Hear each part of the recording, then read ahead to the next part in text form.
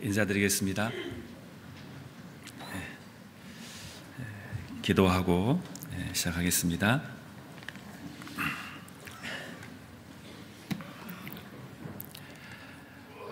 사랑과 은혜가 너무나 많으신 고마우신 아버지 하나님, 너무나 감사를 드립니다.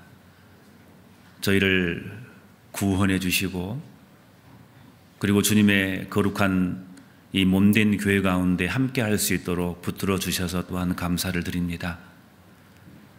이 교회를 통해서 저희들에게 날마다 우리 각자에게 필요한 말씀으로 공급해 주시고 손잡아 주시니 진정 감사를 드립니다. 또 오늘은 주일날 저희들 이렇게 한 곳에 모이게 해주시고, 오늘 특별히 저희들에게 또 말씀으로 공급해 주시고 도와주심에 주님 감사를 드립니다. 이 시간 함께 해주셔서 아무쪼록 하나님의 말씀으로 많이 위로받고 또 교훈받는 귀한 시간 될 수 있도록 하나님 도와주시옵소서. 예수님의 이름으로 기도드렸습니다. 아멘. 성경 고린도 후서를 보겠습니다. 고린도 후서 4장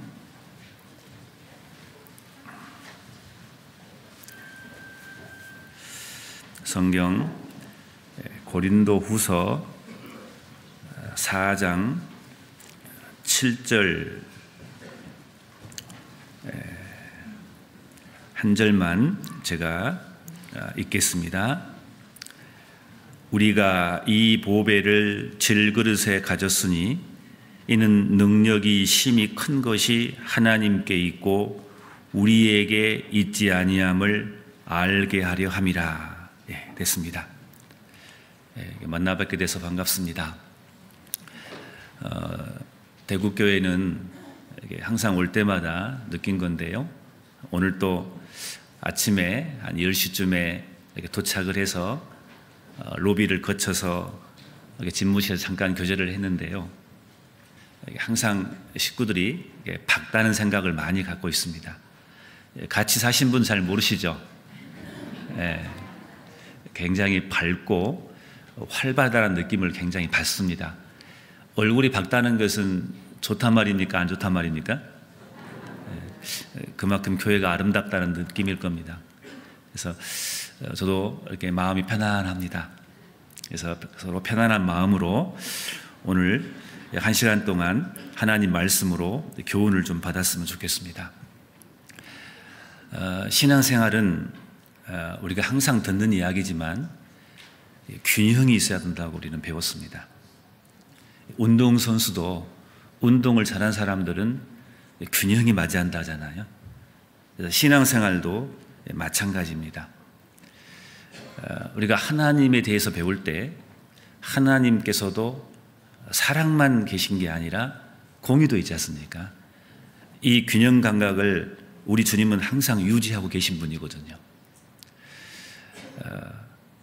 하나님께 공의만 있고 사랑이 없다면 어떻게 되겠습니까?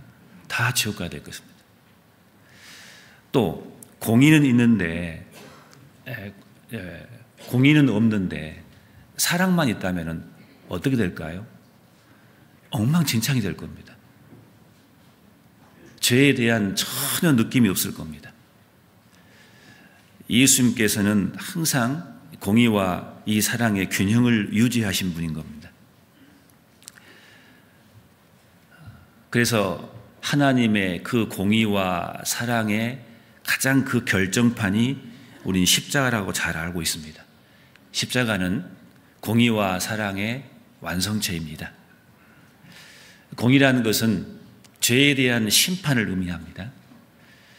그 십자가에서 죄에 대한 심판이 있었고, 그러나 대신 우리 죄를 위해서 대신 십자가를 지셨기 때문에 거기에는 사랑이 들어가 있는 겁니다.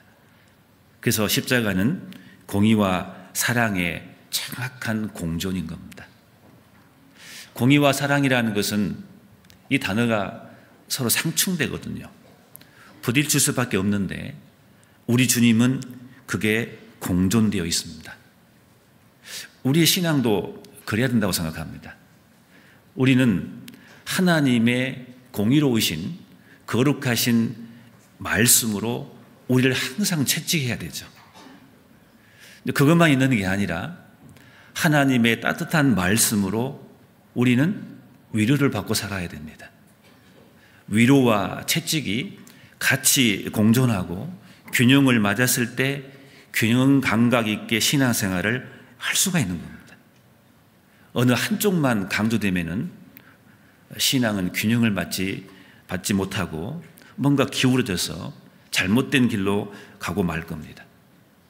우리는 믿음과 행위에 대해서도 잘 압니다. 성경 로마 4장을 보면은요, 아브라함 이야기가 나오는데 아브라함은 의롭다함을 믿음으로 받았다고 했습니다.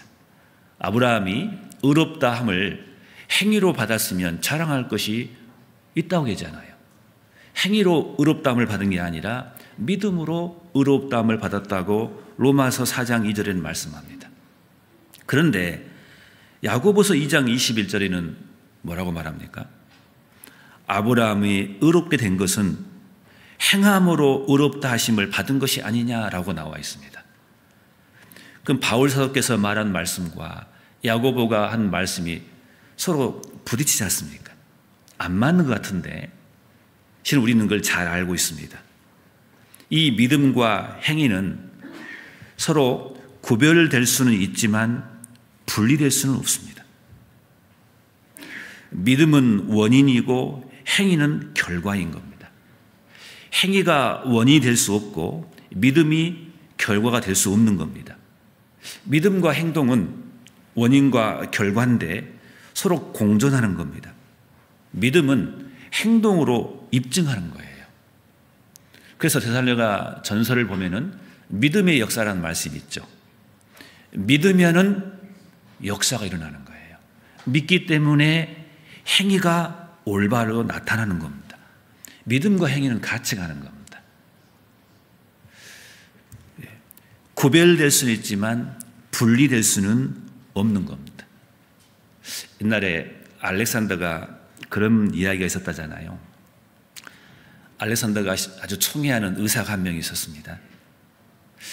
근데 이 의사를 시기한 사람이 많아가지고 이 의사를 넘어뜨리려고 많은 사람들이 알렉산더 대왕에게 편지를 보냈습니다. 왕이시여, 이 의사를 믿지 마십시오. 이 의사가 추천한 이 차를 먹고 있는데 여기에 독이 들어갈 가망이 많습니다. 모함하기 위해서 그 편지를 보낸 거예요. 그래서 알렉산더 대왕이 많은 사람들 앞에서 그 편지를 직접 읽어줍니다. 그러면서 그 많은 사람 앞에서 그 의사가 권한 그 차를 그냥 먹어버립니다. 왕은 이 의사를 확실히 믿어요. 믿기 때문에 행동으로 그 차를 먹어버린 겁니다. 믿음과 행위는 같이 가는 거예요. 어떤 사람은 나는 믿는다 하는데 행위가 안 따라와요. 불균형인 겁니다. 신앙은 균형이 맞아야 되는 겁니다. 예수님께서 누가복음 11장 42절에 그랬잖아요. 이것도 행하고 저것도 버리지 아니할지니라. 그 당시에 당국자들, 바리새인들, 많은 사람들은 하나님의 사랑을 버렸어요. 근데 세밀하게 낸 11조는 철저히 지킨 사람들이었거든요. 예수님이 뭐라 하겠습니까? 이것도 행하고 저것도 버리지 아니할지라. 예수님의 사랑을 진짜 받은 사람은 행위적으로 나온 것도 하라 그 말입니다. 순서를 정해놨지만은 이것은 같이 가는 겁니다. 기도와 행동도 마찬가지입니다. 기도만 하고 움직이지 않는다면 그것은 신앙의 불균형이지 않습니까? 우리는 구약 성경 속에 느헤미야라는 사람을 잘 압니다. 느헤미야는 정말 기도의 사람이었습니다. 다른 나라 페르시아 신하로 있으면서 자기 나라가 멸망했다는 소식을 듣고 정말 힘들었습니다. 다리에 힘이 빠지고 주저앉아 버렸습니다. 수일 동안 슬퍼 울었습니다. 그러면서 느헤미야는 철저하게 기도해야 한 사람이었습니다. 금식할 정도로 기도에 능한 사람이었습니다. 그러나 느헤미야는 그냥 기도만 한 게 아니었습니다. 예루살렘에 가서 그 무너지는 성벽을 건축하기 위해서 철저하게 행동하고 준비하는 사람이 느헤미야입니다. 기도와 행동은 같이 가는 겁니다. 물론 행동보다 기도가 앞서면 안 되겠죠. 기도가 먼저이겠죠. 그러나 분리될 수는 없는 겁니다. 우리는 보통 믿음이라는 것을 기다림이라고 우리는 보통 말합니다. 믿는 사람은 기다립니다. 하나님의 말씀을 믿는 사람은 기다린 겁니다. 끝까지 기다리는 거죠. 믿음은 기다림이라고 우리는 보통 말합니다. 근데 그냥 마냥 기다리는 게 중요한 게 아니라 기다리고 동시에 같이 균형을 맞춰야 할 것은 뭡니까? 기다린 사람은 성실해야 됩니다. 우리 가족 중에 누가 구원받기를 원하고 끝까지 기다리면은 구원하는 일을 하면서 기다리는 겁니다. 그렇지 않아요. 기다림과 성실함은 같이 가는 겁니다. 균형이 맞아야 되죠. 우리는 교회 생활에 대해서 많이 강조합니다. 교회 생활을 성실하게 한 만큼 가정 생활도 성실해야 됩니다. 교회 생활을 성실하게 한 만큼 직장 생활도 성실히 해야 되는 겁니다. 이 균형이 맞아야 되지 않습니까? 데살로니가 교회가 정말 믿음이 아주 좋은 교회였습니다. 칭찬받는 교회였습니다. 믿음과 사랑에 있어서 주변에 있는 많은 지역에 소문이 날 정도로 데살로니가 교회가 칭찬받는 교회였습니다. 그런데 한 가지 문제가 있죠. 규모가 없었습니다. 믿음이 강했는데 너무 그것만 강조하다가 일하지도 않습니다. 바울은 그것을 책망했습니다. 규모 있게 행하라고. 성실히 일도 하라고. 일하지 않으면 먹지도 말라고. 신앙생활은 균형 감각을 유지하는 겁니다. 이것을 잘해야 되는 거죠. 그런 것처럼 우리는 성경을 통해서 우리가 항상 배우는 것은 우리 구원받은 그리스도인들은 겸손해야 됩니다. 우리는 끊임없이 낮아져야 됩니다. 그렇지만 그와 반면에 우리가 하나 가지고 있어야 할 것은 뭡니까?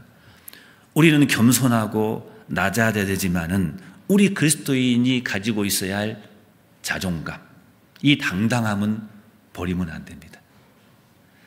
겸손하지만 당당해야 됩니다. 이 균형을 유지하는 것이 올바른 신앙생활이라고 생각합니다. 그래서 본문 말씀 고린도후서 4장 7절을 보시면은 우리가 이 보배를 질그릇에 가졌으니 라고 되어 있습니다. 이 보배를 질그릇에 가졌으니, 이 질그릇이라고 되어 있는데 구원받은 사람들의 특징을 비유로 설명한 건데 우리가 질그릇이라고 말합니다. 디모데후서 2장 20절에는 그런 말씀이 있습니다. 큰 집에는 금과 은의 그릇이 있을 뿐만 아니라 나무와 질그릇도 있어란 말씀이잖아요. 우리 신앙생활하면서 우리는 무엇을 배웁니까? 구원받고 신앙생활 하니까 어떻든가요? 내가 금그릇이든가요? 좀 내가 괜찮은 사람이든가요? 아니죠. 신앙생활 하면 할수록 우리는 금그릇도 아니고 은그릇도 아니고 질그릇이라는 것을 우리는 계속해서 알아가는 겁니다. 우리는 연약하기 짝이 없는 거예요.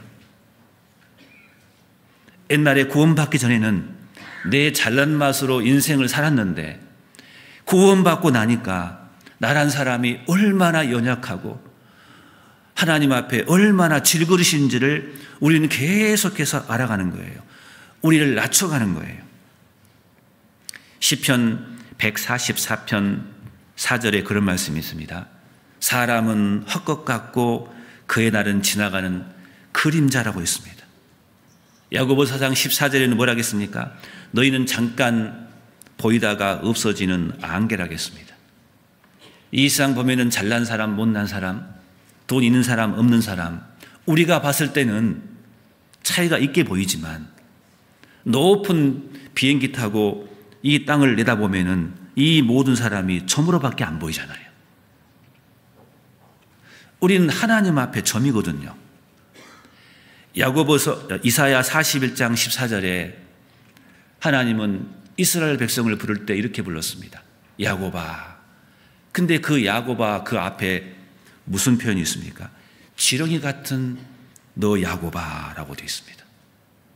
지렁이라고 되어 있습니다. 연약하기 짝이 없는 거예요. 바울은 자기를 시인합니다. 디모데전서 1장 15절에 바울은 말하기를 죄인 중에 내가 괴수라고 했습니다. 구원받고 나니까 이게 이해되잖아요. 구원받기 전에 하나님의 말씀을 듣고 내가 지옥 갈 죄인이라는 것도 알았지만 구원받고 성령이 내 속에 빛이 들어옴으로써 내가 얼마나 하나님 앞에 죄가 많은 사람이라는 것을 더 뼈저리게 알아가잖아요. 구원받으면서, 구원받고 나서 신앙생활 할 때 우리 점점 알아가잖아요. 그래서 우리는 낮아질 수밖에 없는 거예요. 사도 바울은 너무나 훌륭한 사도였지 않습니까? 근데 사도 바울은 자기를 간증하기를 고린도전서 15장 9절에 뭐라 하겠습니까? 나는 사도 중에 지극히 작은 자라겠습니다. 더 나아가서는 에베소 3장 8절에는 뭐라 하겠습니까? 나는 모든 성도 중에 지극히 작은 자보다 더 작은 자라겠어요. 모든 성도 중에 지극히 작은 자보다 더 작은 나라겠어요. 바울 사도는 신앙생활 하면 할수록 나는 제일 그릇이구나. 나는 연약하게 짝이 없구나. 이것을 점점 알아가는 거예요. 하나님의 눈에는 달도 별도 깨끗이 보지 않는 하나님의 눈에는 벌레요 구더긴 인생인 거예요. 욥기 25장 6절에 그랬잖아요. 우리는 점점 더 그것을 깨달아가는 겁니다. 이사야 59장 12절에 이런 말씀이 있습니다. 대저 우리의 허물이 주의 앞에 심히 많으며 우리는 구원받고 우리 죄가 심히 많다는 것을 더 많이 알아가는 겁니다. 그래서 신앙생활은 내가 죄인임을 더 알아가면 알수록, 내가 연약한 사람이란 걸 더 알아가면 알아갈수록, 낮아지면 낮아질수록 은혜가 더 커지기 때문에 그런 겁니다. 그렇잖아요. 그래서 내가 구원받았을 때 그 십자가를 보고 내가 감동받고 내가 구원받았는데 신앙생활 하면 할수록 내 죄성을 더 발견하고 내가 얼마나 연약한 사람이라는 것을 더 많이 알아가기 때문에 그 십자가가 더 귀중하고 더 귀하게 느껴지잖아요. 그래서 구원받은 사람의 특징 중에 하나가 전도 집회를 그렇게 많이 들어도 지루하지가 않는 거예요. 항상 들어도 새로운 이유가 그거가 있는 겁니다. 우리는 신앙생활 가운데 더 낮아지고 더 겸손해질 필요가 있는 겁니다. 로마서 5장 20절에 그런 말씀이 있습니다. 죄가 더한 것에 은혜가 더욱 넘쳤다라고 되어 있어요. 그럼 죄를 더 지으란 말입니까? 그게 아닙니다. 우리는 신앙생활하면서 내가 얼마나 죄가 많은 사람이라는 것을 더 발견하면 발수록 은혜는 더 커지게 되어 있는 겁니다. 그러면 그분은 더 은혜가 넘치기 때문에 더 힘있게 신앙생활을 더 잘할 수가 있는 겁니다. 여기를 잡아놓으시고 고린도서 4장을 잡아놓으시고 누가복음 7장을 한번 봐보겠습니다. 누가복음 7장을 한번 봐보겠습니다. 누가복음 7장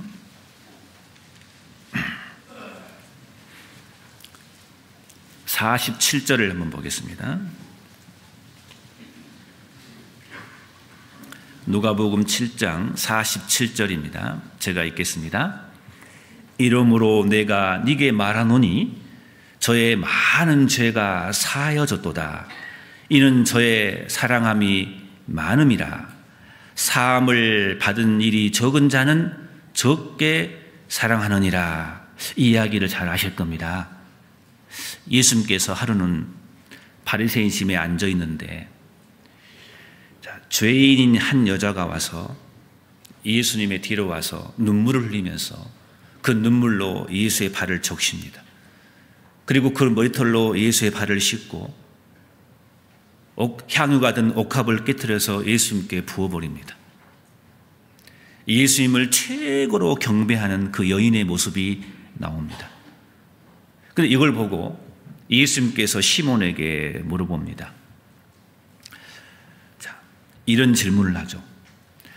자, 빚진 자가 있는데 한 사람은 50데나리온 빚이 있고 한 사람은 500데나리온 빚이 있는데 이것을 다 그냥 탕감해 줘 버렸어요.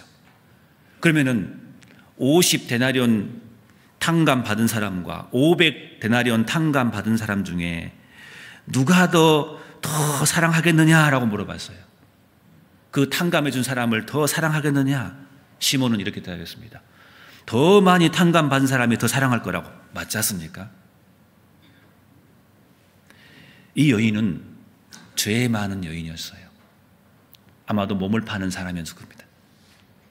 그런데 여인은 예수님을 알아봤죠. 이미 이 사람은 예수님을 통해서 죄사함을 받았는가 저는 건 모르겠지만 이 여인은 예수님이라면 내 죄를 용서해 줄 것을 믿었어요. 그걸 믿고 와서 이 여인은 예수님께 그 향유옥합을 드리는 거예요. 예수님은 그것을 보셨어요. 그래서 48절에 뭐라 하겠습니까? 이에 여자에게 이르시되 네 죄사함을 얻었느니라 라고 됐어요. 예수님은 그 여인의 마음을 아시거든요. 이 여인은 예수님께 그 많은 죄를 탕감받은 사람이에요. 그렇기 때문에 이 여인은 이 예수님께 그 값비싼 향유를 사랑으로 드릴 수 있는 겁니다. 많은 죄를 탕감받은 사람들은 더 많이 사랑할 수가 있는 거예요. 그러면 이 말씀이 그 많은 죄를 지으란 말이냐? 그게 아니잖아요. 여러분, 불효자가 있고 효자가 있는데 효자는 어떻게 말합니까? 진짜 효자는 어떻게 말합니까? 자기를 불효자라고 말합니다. 그 효자는 최선을 다해서 부모를 섬기는 사람, 그 사람이 진짜 자기가 부족한 것을 진짜 하는 거예요. 우리가 신앙생활 가운데 주님을 제대로 섬긴 사람은 뭘 깨닫습니까? 내가 얼마나 부족하고 내가 얼마나 더러운 사람인지를 더 알아가잖아요. 그게 정상적인 겁니다. 그렇기 때문에 그 사람은 은혜가 더 넘치는 거예요. 그렇기 때문에 주님을 위해서 더 사랑하고 힘있게 사랑하는 겁니다. 그래서 우리는 계속해서 낮아질 필요가 있는 겁니다. 우리가 낮아져야 할 이유가 또 있죠. 다시 본문 돌아오겠습니다. 고린도후서 4장 7절, 우리가 이 보배를 질그릇에 가졌으니 이는 능력이 심히 큰 것이 하나님께 있고 우리에게 있지 아니함을 알게 하기 위해서. 우리는 질그릇인데 그 속에 뭐가 들어있습니까? 보배가 들어있습니다. 하나님께서는 연약한 질그릇 같은 사람을 들어서 주님이 일을 하시는 겁니다. 고린도후서 12장 봐보겠습니다. 고린도후서 12장 9절을 한번 보겠습니다.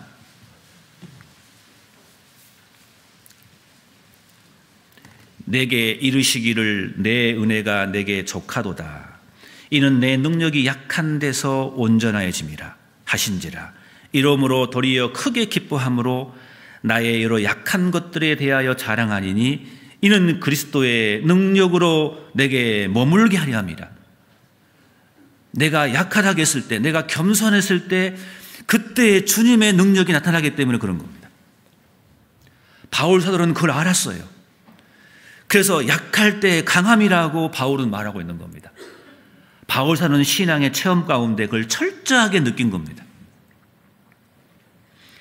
그래서 우리는 겸손해야 되는 겁니다. 성경에는 겸손한 자에게 은혜를 주신다고 약속되어 있습니다. 베드로전서 5장에서는 하나님께서 말씀하시기를 하나님의 능하신 손 아래서 겸손하라. 때가 되면 너희를 높이시리라. 이게 신앙의 법칙이지 않습니까? 사무엘상 15장 17절에 보면은 사울 이야기가 나옵니다. 사울이 제일 처음에 겸손한 사람이었잖아요. 그런데 시간 지나서 교만한 사람이 되어버렸어요. 전쟁에 승리하니까 하나님께 영광을 돌리는 게 아니라 자기 기념비를 세우기 시작했어요. 사무엘 선지자가 와서 사울에게 교훈합니다. 왕이시여, 왕이 스스로 작게 여길 때에 그때 이스라엘 지파의 머리가 되지 아니하셨나이까? 사울 왕이 스스로 작게 여길 때 그때 하나님께서 사울 왕을 이스라엘의 지파의 머리로 삼았다 그 말입니다. 그것을 기억해 주십시오. 다른 번역에는 이렇게 되어 있어요. 당신이 자신을 보잘것없는 존재로 여길 때 하나님이 당신을 이스라엘의 왕으로 삼았지 않습니까? 사무엘은 사울에게 교훈하고 있습니다. 우리는 낮아져야 되는 겁니다. 우리는 우리를 겸손하게 하기 위해서, 그래서 하나님께서는 고난도 주시고, 교만하지 않기 위해서 하나님은 우리에게 신앙생활할 때 장치를 줍니다. 어려움도 주시고, 때로는 병도 주시고, 때로는 세상의 실패도 허락하시는 겁니다. 요셉처럼 말입니다. 바울처럼 말입니다. 그게 나쁜 게 아닙니다.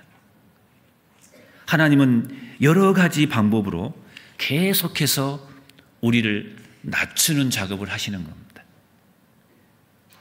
우리가 낮아졌을 때 그때 하나님의 능력이 나타나기 때문에 그런 겁니다. 그래서 우리는 계속해서 신앙생활 가운데 배우는 것은 뭡니까? 겸손입니다. 예수님은 말씀하셨습니다. 넌 내게 배우라고, 나에게 배우라고. 나는 마음이 온유하고 겸손하다 하겠습니다. 예수님은 겸손의 왕이십니다. 우리는 그걸 배우는 겁니다. 우리 신앙생활 때 계속 그것을 알아가는 겁니다. 낮아지는 겁니다. 그런데 우리의 신앙생활 가운데 어떤 어려움이나 또 어떤 실패로 인해서 낮아진 것은 중요한데 너무 낮아져가지고 우리 그리스도인에서 가져야 할 그리스도인의 당당함을 잃어버린다면, 그 자존감이 떨어져 버린다면 결국 낙심하게 될 겁니다. 그래서 마귀의 밥이 돼서 마귀에게 지는 꼴이 되어버릴 겁니다. 우리는 낮아지고 겸손해야 되겠지만 또 한편으로는 우리 그리스도인만이 가질 수 있는 담대함, 이 당당함은 또 잃지 말아야 됩니다. 이 두 가지가 균형이 맞아야 된다고 생각합니다.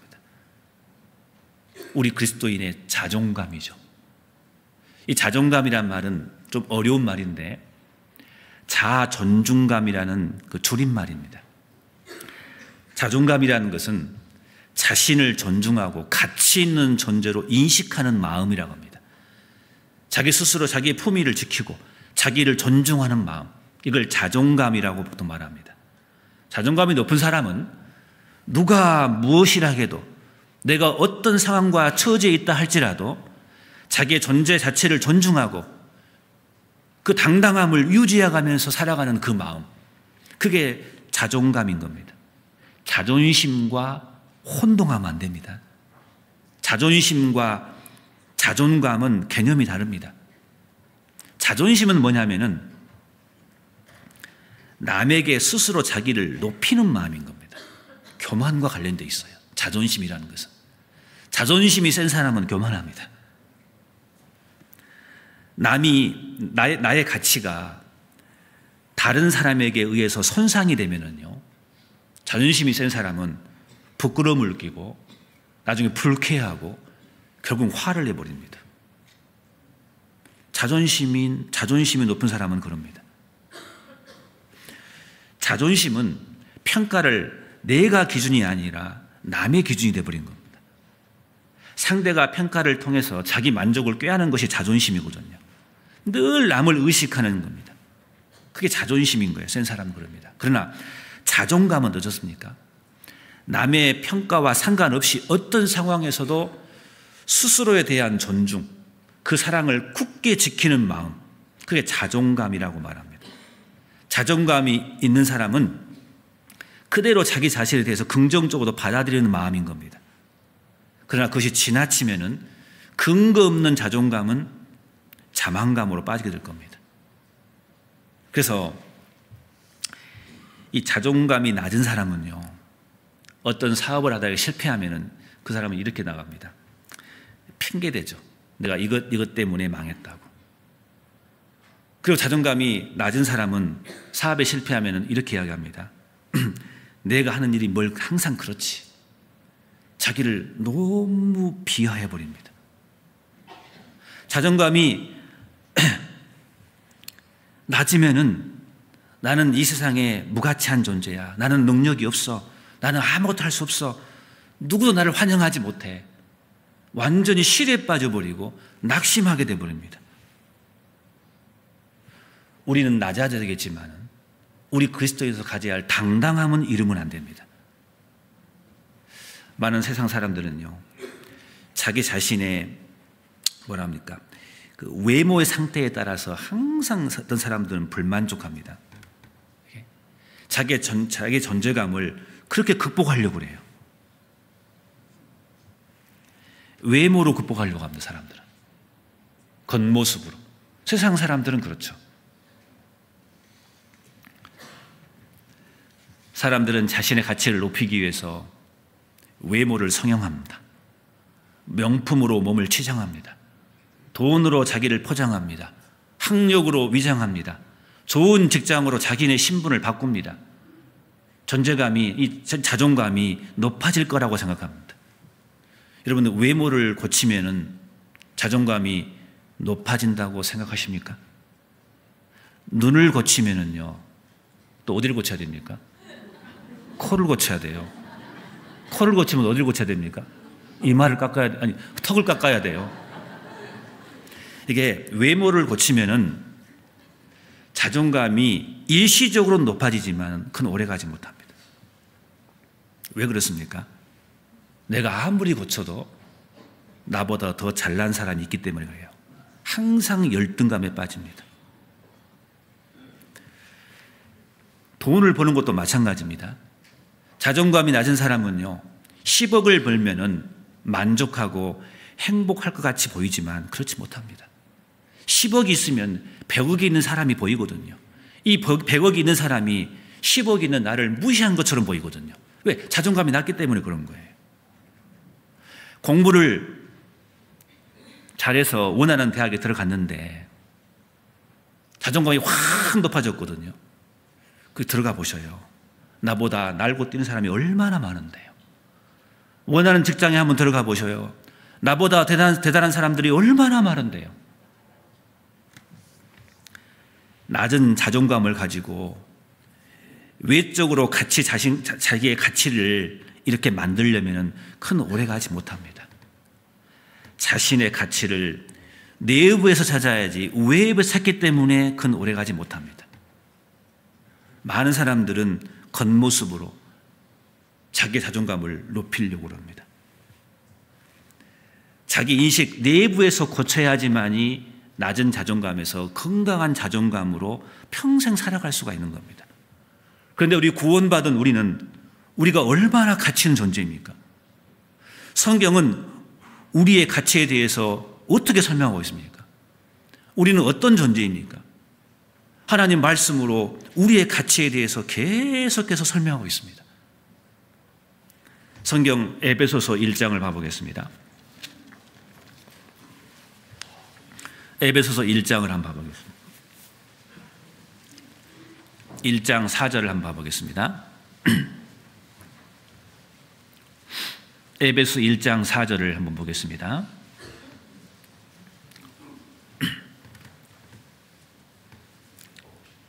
곧 창세 전에 그리스도 안에서 우리를 택하사 우리로 사랑 안에서 그 앞에 거룩하고 흠이 없게 하시려고 그 기쁘신 뜻대로 우리를 예상하사 예수 그리스도로 말미암아 자기의 아들들이 되게 하셨으니라는 말씀이 여기 있습니다. 자, 여기 보시면은 우리를 택했다는 말씀이 나옵니다. 이 말씀이 무슨 뜻인지는 잘 아실 겁니다. 하나님께서는 한 개인을 택한 게 아니라 하나님께서는 구원받은 그 교회의 무리를 이미 택하셨습니다. 우리가 구원받은 이상 그 택해놓은 예정해놓은 그 교회 속에 우리가 들어가는 겁니다. 우리가 예수 그리스도를 마음으로 받아들인 그 순간 영원한 죄사함을 받을 때 우리는 그 교회 속에 택함 속에 우리는 들어가게 되는 겁니다. 그래서 우리는 구원받은 이상 우리는 하나님 앞에 택한 사람이 되어버린 거예요. 누가 우리를 택했다고요? 하나님이 우리를 택했습니다. 그러면 우리는 누구 작품입니까? 하나님의 작품인 거예요. 이 세상 많은 사람이 있는데 잘난 사람 얼마나 많습니까? 이 세상에. 근데 내가 구원받은 이상 하나님의 그 택하심 속에 내가 들어가 버린 존재가 되어버린 겁니다. 얼마나 가치 있는 존재가 됐냐면 이 말씀이 얼마나 우리에게 좋은 말씀이냐 그 말입니다. 우리는 예수 그리스도의 피로 그 택함 속에 들어갔기 때문에 그걸 믿음으로 들어갔기 때문에 우리는 하나님의 작품인 겁니다. 그 작품의 가치는 누가 만들었냐에 따라서 결정되는 겁니다. 세계에서 가장 비싼 그림을 찾아봤더니요, 그 모나리자라는 그림 아시죠? 그 그림의 가치가 놀라지는 마십시오. 40조 원이랍니다. 레오나르도 다빈치의 그 그림입니다. 피카소가 그린 알제 여인이란 그 그림이, 여인들이란 그림이 있는데 1968년도에 낙찰됐는데 금액이 얼마인지 아세요? 2,180억 원이랍니다. 왜 그럴까요? 누가 그렸냐 그 말, 누가 그렸냐고. 제가 그 그림을 그렸으면 10만 원도 안 갈 겁니다. 레오나르도 다빈치가 그렸고 피카소가 그렸기 때문에 유일한 진품이기 때문에 사진을 찍어낸 그림은 10만 원도 가치가 없어요. 하나님의 작품, 우리는 작품인 거예요. 하나님의 작품이기 때문에 우리가 가치가 있는 거예요.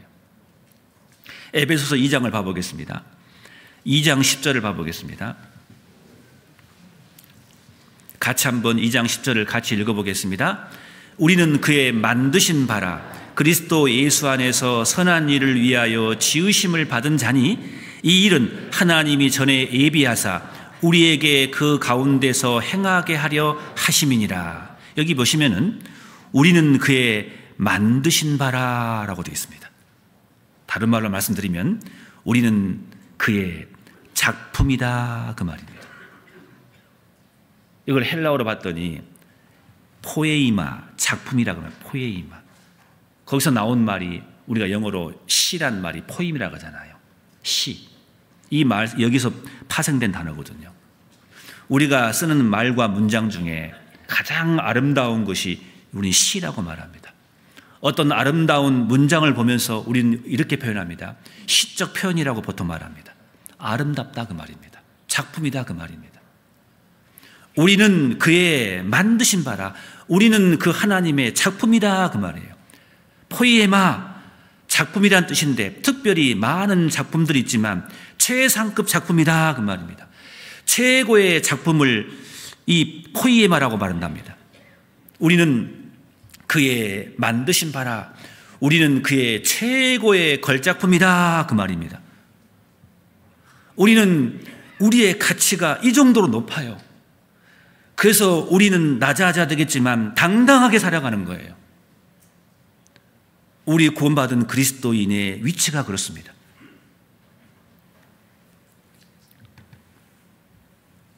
우리가 하나님의 자녀가 되었다는 그 한 가지 사실 때문에 우리는 하나님의 명품이 된 겁니다. 여러분 그거 아십니까? 거울 보시고 집에 가셔서 한번 얼굴을 보십시오. 짜증날 수 있지만 하나님 보시기에는 질그릇인데 뭐가 들어있습니까? 보배가 들어있거든요. 성령이 들어있거든요. 하나님 보시기에는 명품이라는 겁니다. 명품. 여러분 하나님이 우리를 시험 삼아 만든 습작이 아니에요. 하나님께서 천사들 보고 한번 만들어 볼래? 하고 만들어 놓은 위작이 아니에요. 하나님의 최고의 걸작품이에요. 예수 그리스도를 보내서 그 핏값으로 우리를 만든 우리는 최고의 걸작품인 겁니다.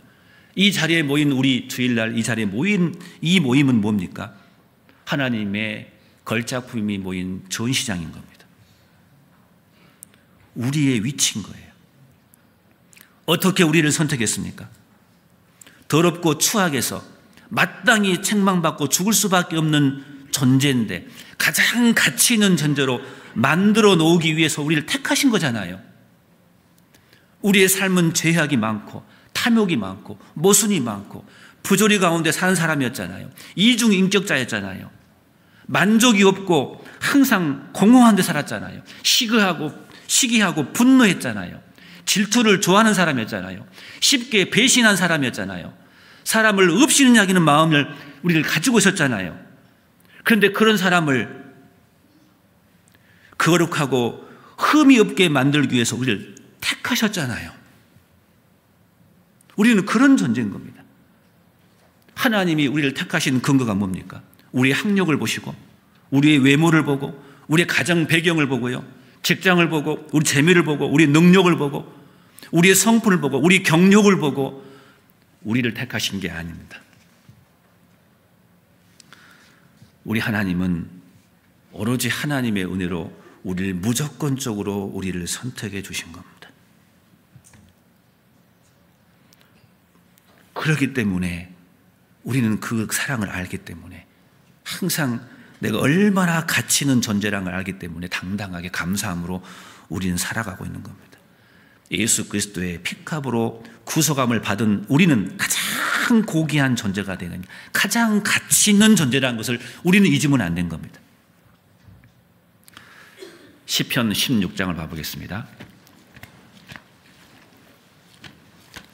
시편 16장 3절입니다.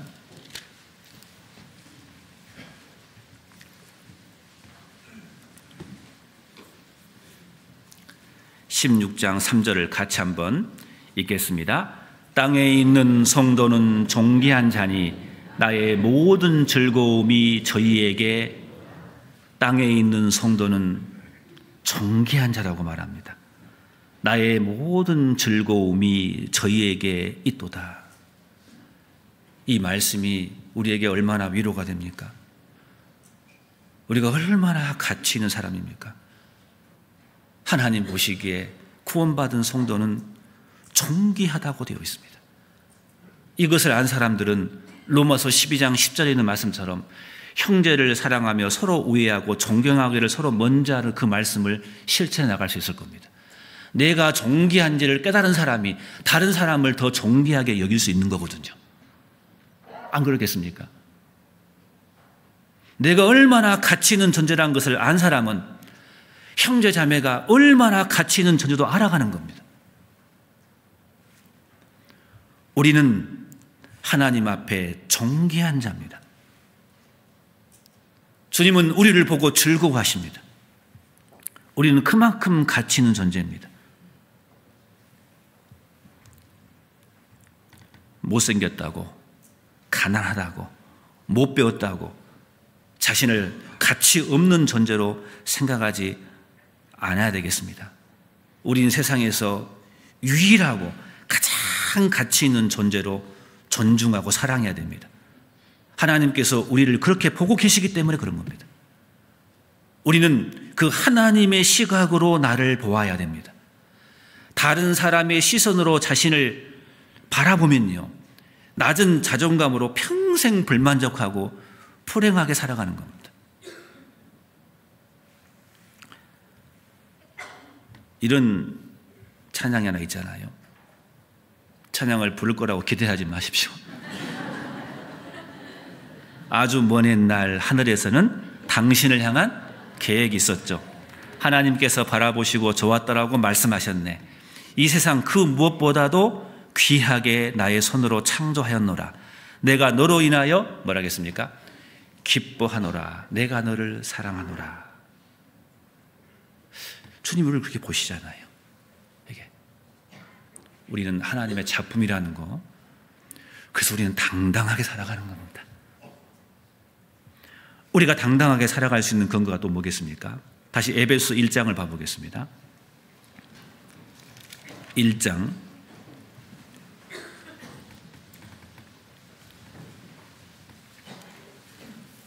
에베소 1장 5절을 한번 봐보겠습니다.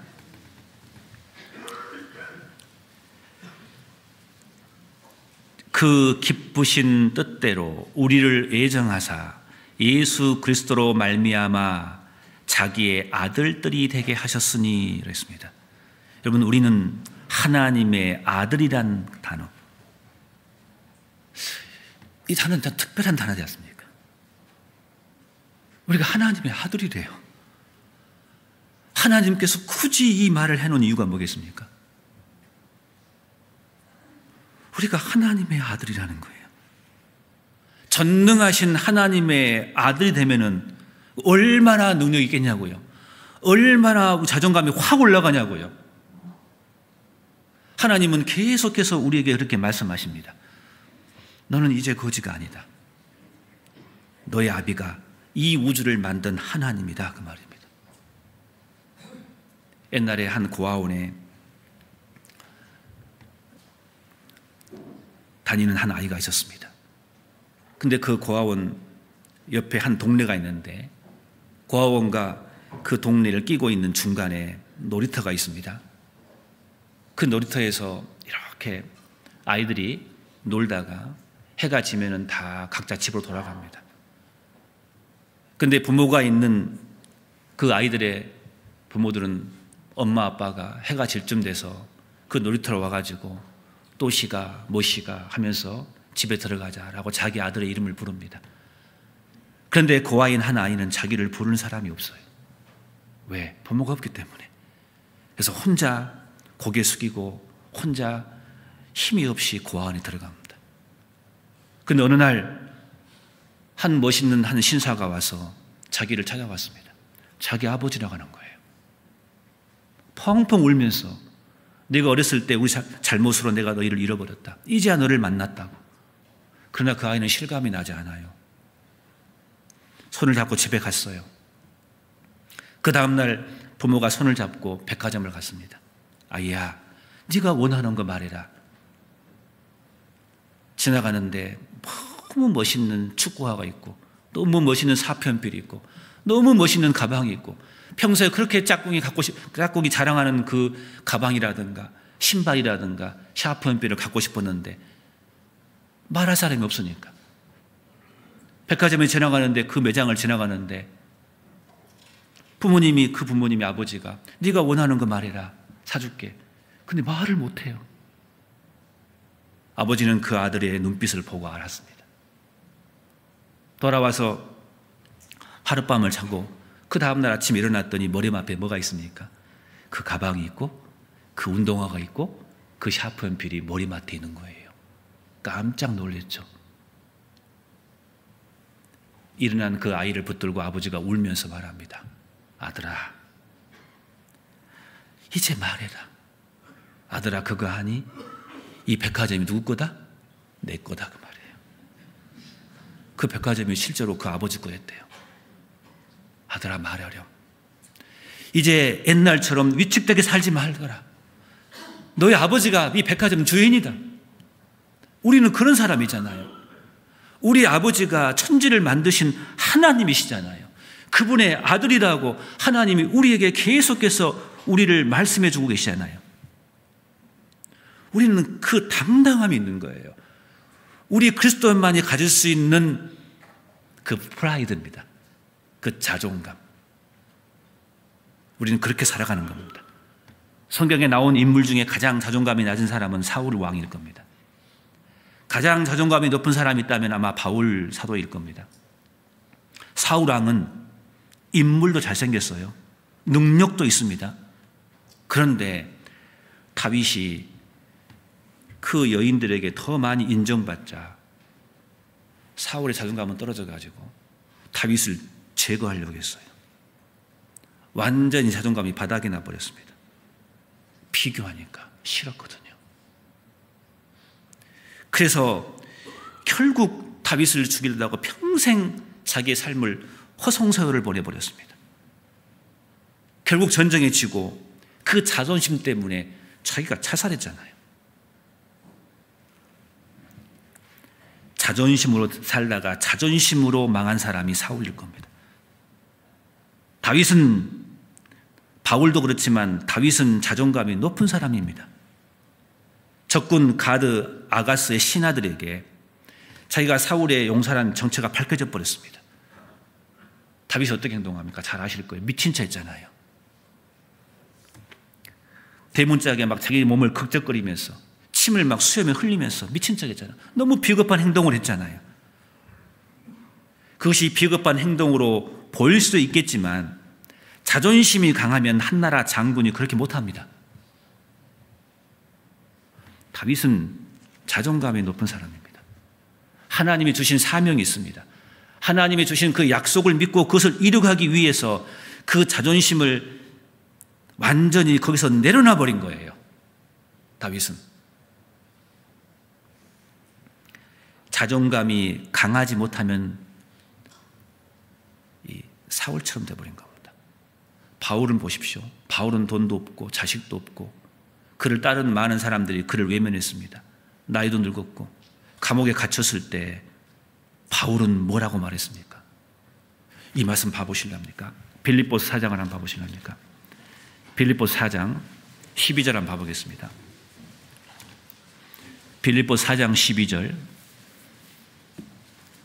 이 말씀이 얼마나 당당한지. 빌립보서 4장 12절 제가 읽겠습니다. 내가 비천에 처할 줄도 알고 풍부에 처할 줄도 알아. 모든 일에 배부르며 배고픔과 풍부와 궁핍에도 일체의 비결을 배웠노라. 내게 능력 주신 자 안에서 내가 모든 것을 할 수 있느니라. 얼마나 멋진 말입니까? 얼마나 자존감이 충만합니까? 얼마나 자존감이 넘칩니까? 사도 바울은 대단한 그 자신감을 가지고 모든 환난과 그 죽음의 세력과 대항해서 싸워 이겼습니다. 이 말씀을 읽을 때마다 바울 사도께서 자존감이 높은 사람이기 때문에 바울이 구원받고 얼마 지나지 않아서 복음을 전했습니다. 유대인들이 바울을 죽이려고 했습니다. 공모했잖아요. 그때 그 제자들이 바울을 광주에 담아가지고 바구니에 담아가지고 성에서 매달아가지고 막 탈출합니다. 얼마나 처절합니까? 어떻게 보면 너무 초라한 모습이잖아요. 얼마 전까지 그들과 함께 유대인과 같이 교회를 핍박한 사람이었거든요. 근데 너무 비참하게 성에서 바구니에 매달아가지고 도망가는 신세가 되었어요. 자존심에 사로잡혔다면은 그 바구니 타고 탈출하지 못했을 겁니다.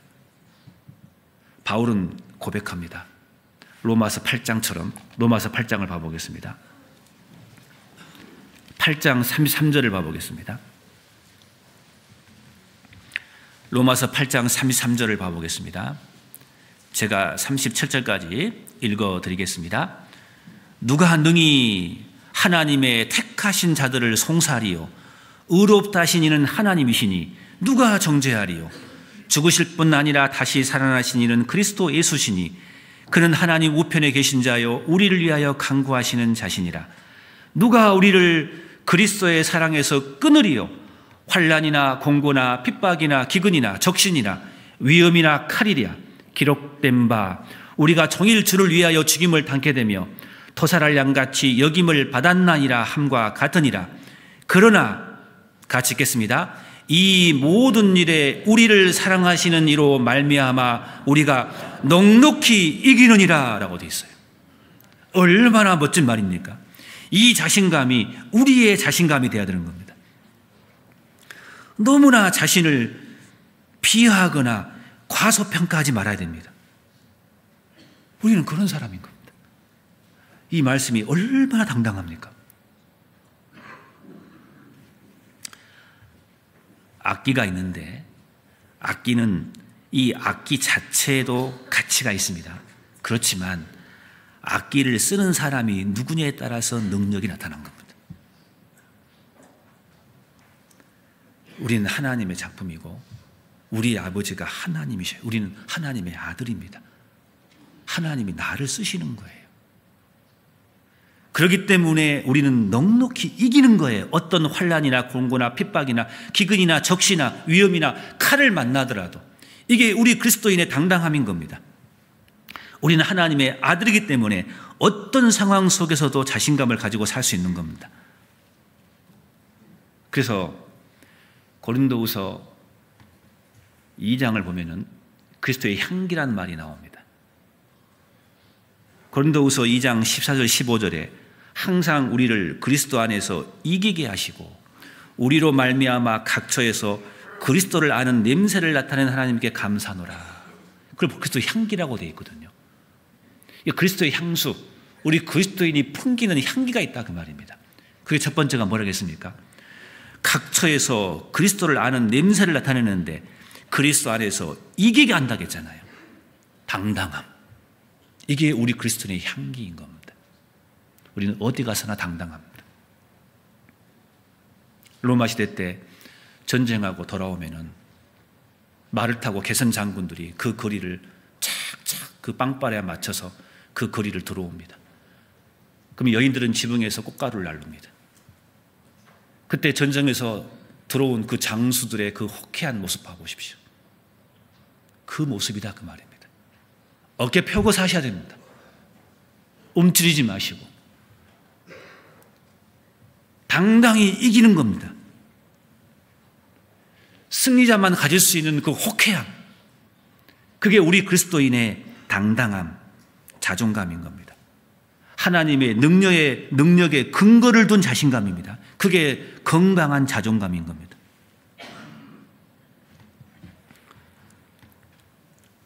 예수님께서 이렇게 말씀하셨습니다. 할 수 있거든이 무슨 말이냐? 믿는 자들에게 능치 못할 일이 없느니라 그랬습니다. 마가복음 9장에 그 말씀 있잖아요. 자기 자녀가 귀신 들렸어요. 예수님께 가서서 할 수 있거든 이걸 고쳐달라고. 예수님이 뭐라 하겠습니까? 할 수 있거든이 무슨 말이냐? 믿는 자들에게 능치 못할 일이 없느니라. 우리 뒤에는 백그라운드가 있는 겁니다. 우리가 능력이 없다고 두려워해서 자신감을 잃지 말아라 그 말입니다. 우리 하나님께서 우리와 함께 계시고 우리를 도와주시면 능력이 생기는 겁니다. 별 학문이 없는 베드로를 주님은 사용하셨습니다. 주님은 모세의 지팡이를 사용하셨습니다. 하나님이 도와주시면 약점이 강점이 되어버립니다. 무능력으로 고난을 받는 그 기간이 결코 낭비 기간이 아닙니다. 하나님이 도와주시면 그 고난의 기간이라는 것은 훈련의 기간에 불과한 겁니다. 혹시 여러분 무슨 일 때문에 힘들어 하십니까? 훈련의 기간밖에 안 됩니다. 아브라함은 순종의 훈련을 약 25년 동안 받았습니다. 야곱은 약 30년 동안 광야에서 훈련받았습니다. 바울은 구원받고 약 3년 반 동안 아라비아 반도에서 외로운 광야에서 혹독한 훈련을 받았습니다. 모세는 미디안 광야에서 40년, 시나이 광야에서 40년 훈련을 받았습니다. 다윗은 약 17년 동안 광야에서 유리하면서 혹독한 훈련을 받았습니다. 하나님은 우리를 그 과정을 통해서 우리에게 새 힘을 주시고 새 능력을 주시고 새 성품을 주시는 겁니다. 약점을 보완해 가시는 겁니다. 그런 과정이지, 그런 과정 속에 있다고 해서 위축되지 마십시오. 우리는 하나님의 아들인 겁니다. 우리는 그렇잖아요. 우리 그리스도인만이 가질 수 있는 그 당당함이라는 게 있는 겁니다. 우리한테는. 물론 우리는 하나님 앞에 계속해서 우리는 질그릇인 겁니다. 우리는 점점 하나님 말씀 앞에 신앙생활 가운데 교회에서 형제 자매들의 약점이 보이면 그 약점이 내 약점이 되는 거예요. 교회에서 형제 자매들의 안 좋은 모습이 보이면은 그것은 내 거울이거든요. 그렇잖아요. 바울은 그런 신앙을 가지고 있었잖아요. 교회에서 안 좋은 모습이 들었을 때 바울은 뭐라 하겠습니까? 먼저 자기를 돌아본다고 했지 않습니까? 온유한 심령으로 그걸 바로잡고 나도 그러한가 하여 자기를 돌아보는 마음이 바울에게 있었거든요. 우리는 신앙생활 하면서 항상 마찬가지입니다. 자기를 낮추는 삶. 그러나 우리가 잊지 말아야 할 것은 우리 그리스도인만이 가질 수 있는 그 당당함, 담대함은 잊으면 안 됩니다. 마귀는 우리를 낙심케 만듭니다. 마귀의 최대의 무기는 우리를 낙심케 만든다고 말합니다. 낙심케 만들면은 아무 일을 할 수가 없거든요. 너무 물론 사람의 눈을 의식해야 되겠지만 너무 의식하다 보면은 자존감이 떨어져 버립니다. 예수님께서 어느 날 갈릴리에서 복음을 전하시다가 제자들을 불러놓고 갈릴리 호수 위편 높은 산에서 예수님께서 산상수훈하신 내용이 마태복음 5장, 6장, 7장에 자세히 나와 있습니다. 주옥 같은 많은 말씀이 있습니다. 6장에서는 무슨 말씀하셨습니까? 사람에게 보이려고 하지 마란 말이 나옵니다. 그것이 반복되어 나옵니다. 사람에게 금식할 때도 사람에게 보이려고 하지 마라. 구제할 때도 오른손이 하는 일을 왼손이 모르게 하라. 사람에게 보이려고, 사람에게 영광 받으려고 하지 마라. 기도할 때도 사람에게 보이려고 회당과 거기에 어리에 서서 그렇게 기도하지 마라 라고 예수님께서 계속 당부하신 말씀이 나옵니다. 자존감이 낮은 사람들은요, 사람을 의식합니다. 자존감이 낮은 사람들은요, 사람에게 잘 보이려고 합니다. 물론 사람을 의식해야 되겠죠. 성경의 원리는 하나님께 칭찬을 받은 사람은 사람에게도 칭찬을 받는 게 성경의 원리입니다. 그건 마찬가지일 겁니다. 똑같을 겁니다. 그런데 사람에게 보이지 말라는 것은 무슨 뜻이겠습니까? 사람에게 보상받으려고 생각하지 마라 그 말입니다. 하나님께서 다 보상해 주시거든요. 하나님께서 알아주시거든요. 하나님께서 차곡차곡 상을 쌓아가고 계시거든요. 우리는 그것으로 만족하는 거예요. 우리 그리스도인의 당당한 프라이드인 겁니다. 그것이. 우리의 연약한 점이 약점이 있지만 주님은 우리를 그의 보완해가는 하나의 과정이란 걸 아셔야 됩니다. 성경 사사기 3장 15절에 에웃이라는 사사를 잘 아실 겁니다. 잠깐 봐보실까요? 사사기 3장 15절에 보시면은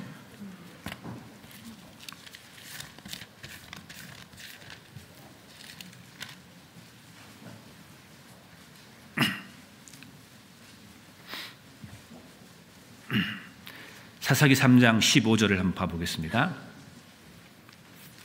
이스라엘 자손이 여호와께 부르짖음에 여호와께서 그들을 위하여 한 구원자를 세우셨으니 그는 곧 베냐민 사람 게라의 아들 왼손잡이 에웃이라. 이스라엘 자손이 그를 의탁하여 모압 왕 에글론에게 공물을 바칠 때에 라고 나오는데 에웃 사사가 나옵니다. 이 에웃 사사는 이 15절을 보니까 왼손잡이라고 나와 있습니다. 그런데 이제 어떤 번역을 보면은 왜 왼손잡이냐면은 이게 오른손이 다쳤어요. 다쳤는지 모르지만 약간 불구가 있습니다. 그래서 왼손을 사용하고 있는 거예요. 약한 사람이잖아요. 오른손 장애가 있는 사람이었잖아요.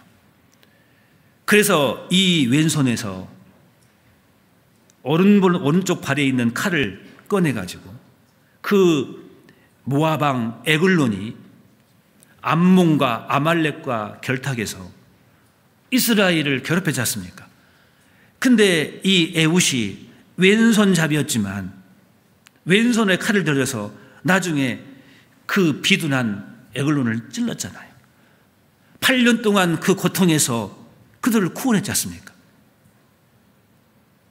약한 사람을 들어서 하나님은 강하게 하신 겁니다. 그렇잖아요.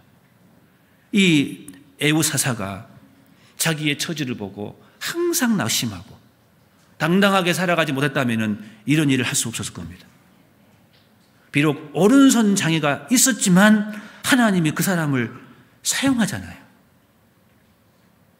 얼마나 당당한 모습이냐 그 말입니다. 사자 중에 드보라라는 여자가 있습니다. 그 당시에 여자는 물검 취급받은 사람이었습니다. 하나님은 비록 여자였지만 그 드보라에게 사명을 주시고 함께해서 자신감을 줘가지고 한 시대를 주님이 사용했지 않습니까? 사사 중에 삼갈이라는 사사가 있습니다. 하나님의 능력으로 소 모는 막대기로 블레셋 사람 600명을 죽였습니다. 연약한 그릇을 들어서 하나님이 강하게 하신 겁니다. 다윗은 간음하다가 살인한 사람입니다. 이걸로 다윗의 인생은 끝나야 맞아요. 인생을 마감해야 됩니다. 그런데 다윗은 인생을 마감하지 않았어요. 철저하게 돌이켰습니다. 하나님의 능력으로 일어나서 결국은 성군이 되었잖아요. 혹시 우리 중에 하나님 앞에 떳떳하지 못하고 죄 가운데 있는 사람이 있습니까? 그래서 계속 움츠러지고 이걸 끊어야 되는데 끊지 못함으로써 활발하지 못하고 교회 가운데 자존감을 완전히 잃어버렸습니다. 어떻게 됩니까? 다윗처럼 버리면 됩니다. 철저하게 회개하면요 확 올라옵니다. 이렇게 승리하는 겁니다. 과거는 과거일 뿐인 거예요. 과거는 지나갔습니다. 이제부터 잘하면 되는 겁니다. 그렇잖아요. 다윗은 비록 큰 죄를 지었지만 철저하게 회개하고 돌이켜서 하나님의 능력으로 일어나서 성군이 되었습니다. 그 자존감을 절대 잃지 않았어요. 사사기 보면은 6장에 기드온이 나옵니다.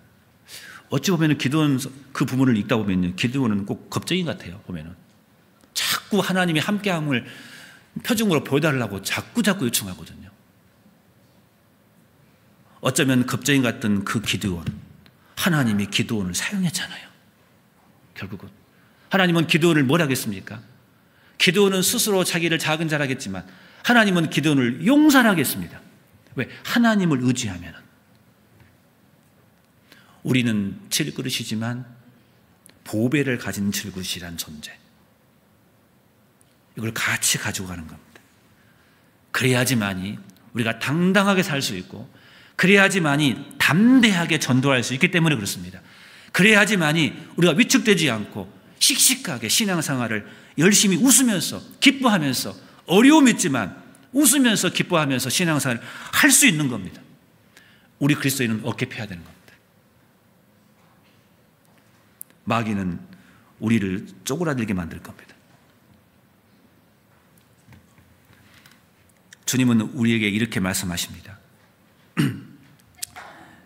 우리 하나님은, 그래, 너 감은 별로인 거 내가 다 알고 있어. 그래, 너 능력 없는 거 너보다 내가 더 잘 알아. 우리 주님은 다 아십니다. 그러나 주님이 이렇게 말씀하십니다. 내가 너를, 그렇기 때문에 내가 너를 쓰는 거야.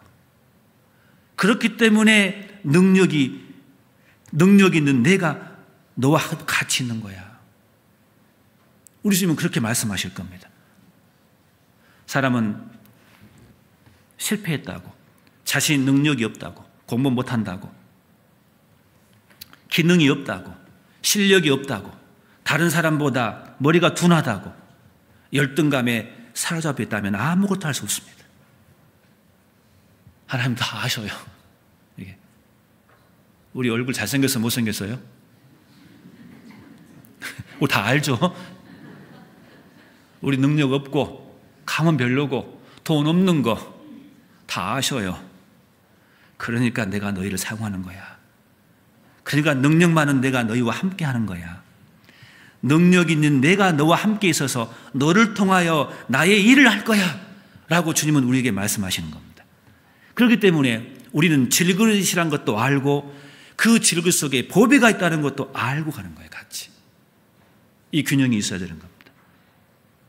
여호수아와 갈렙은 하나님을 믿는 그 믿음의 근거로 그 자신감을 가지고 살았습니다. 그래서 그들은 우리 밥이라고 말했잖아요. 비록 얼마나 초라했겠습니까? 허겁지겁 출애굽했기 때문에, 애굽에 나왔기 때문에. 뭐 얼마나 군대가 있었겠습니까? 얼마나 초라했겠습니까? 여호수아 갈렙이 가나안 땅에 들어가서 보니까는 아낙 자손인 거예요. 골리앗처럼 큰 거인들이 있는 거예요. 많은 사람들은 메뚜기 신앙을 가지고 있었습니다. 쪼그라들어 버린 거예요. 여호수아 갈렙은 뭘 하겠습니까? 그 당당함을 잃지 않았습니다. 그들은 우리의 밥이라 하겠습니다. 절대 뒤로 물러가지 마십시오. 한 발짝도 물러가지 마십시오. 전도할 때 특히 마찬가지입니다. 세상 사람 나를 무시한다고 해서 쪼그라들지 마십시오. 우리는 하나님의 아들입니다. 혹시 우리 중에 엘리사처럼 머리가 별로 없습니까? 머리카락이? 혹시 삭개오처럼 키가 작습니까? 혹시 돈이 없습니까? 무슨 하다가 실패했습니까? 실력이 없습니까? 사람들이 나를 삼류라고 말합니까? 못생겼습니까? 차가 너무 작습니까? 너무 늙었습니까? 학벌을 내려올 것이 없습니까? 그래도 우리는 하나님의 아들입니다. 하나님의 아들로서 어떠한 상황 속에서도 그 자신감을 가지고 살아가는 게 우리 그리스도인인 겁니다. 맞잖아요. 시편 144장을 봐보겠습니다. 시편 144장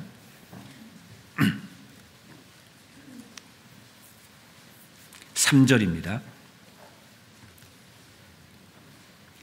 시편 144장 3절을 같이 읽겠습니다.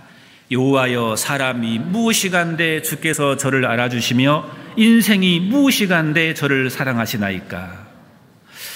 자, 여기 보시면요, 이 말씀이 너무나 얼마나 좋은지.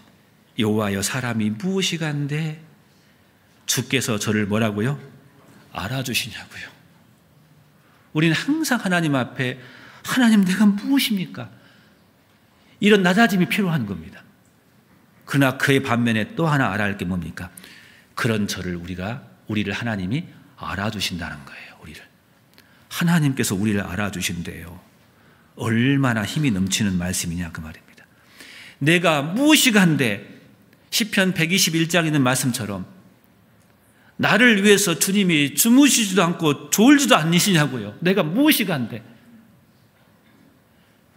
하나님 앞에 섰을 때 또 사람 앞에서 떳떳하지 못하고 너무나 죄가 많고 초라한 나의 모습을 가지고 있는 난데 내가 무엇이라고 주님이 지금도 주무시지 않고 졸지도 않고 나를 보호하고 계시냐 이 말이에요. 얼마나 그 말씀이 우리에게 힘이 되고 위로가 되냐 그 말입니다. 우리는 그런 존재입니다. 여러분 그거 아시죠? 우리 주님은 주무시지도 못해요. 졸지도 못하십니다. 나 때문에.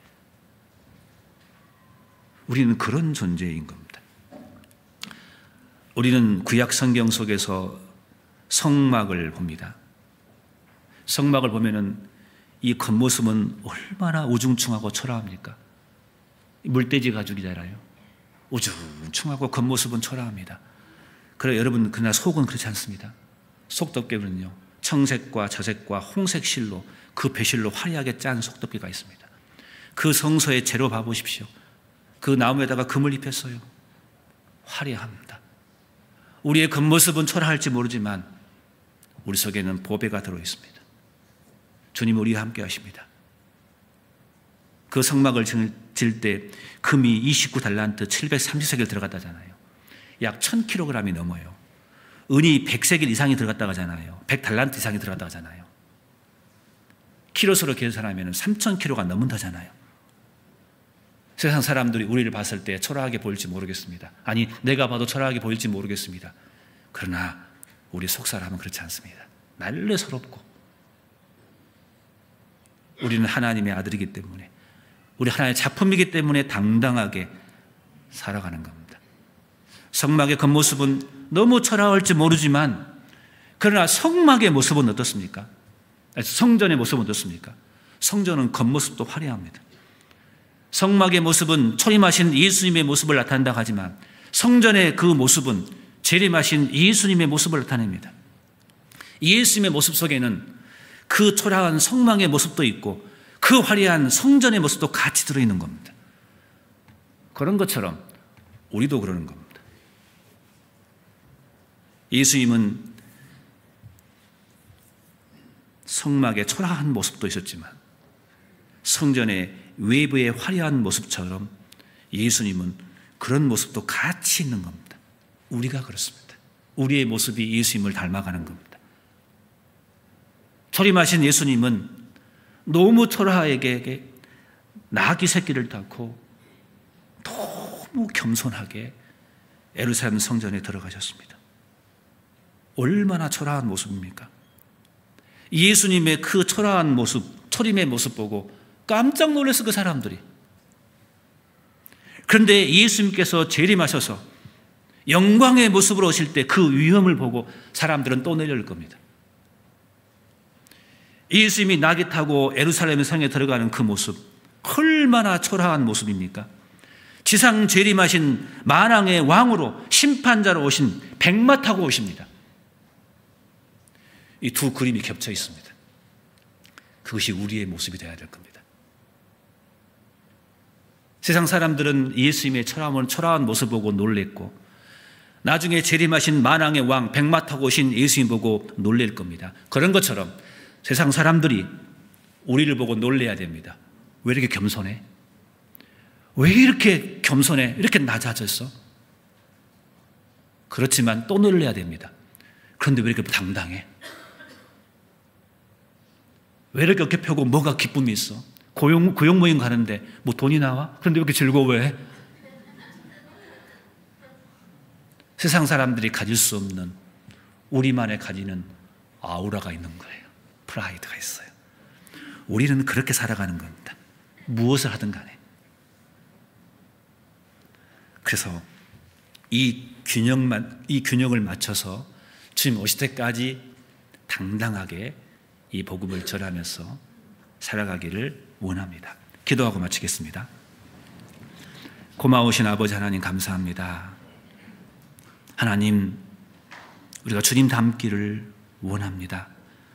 예수님께서 너무나 초라한 모습으로 오셨지만 이 세상에서 복음을 전할 때 너무나 당당하게 복음을 전하시는 그 모습을 닮고 싶습니다.